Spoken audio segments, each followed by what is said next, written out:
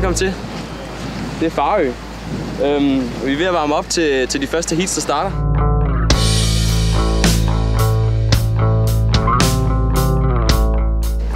Og vi har jo lækker østenvind, så det vil sige, at vi har fralandsvind på den her side. Så jeg tror godt, vi kan forvente de helt vilde tricks i dag. Det bliver fedt.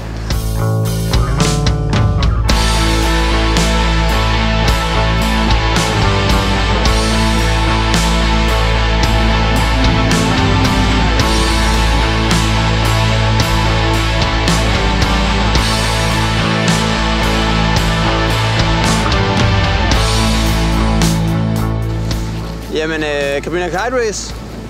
Alle kan være med.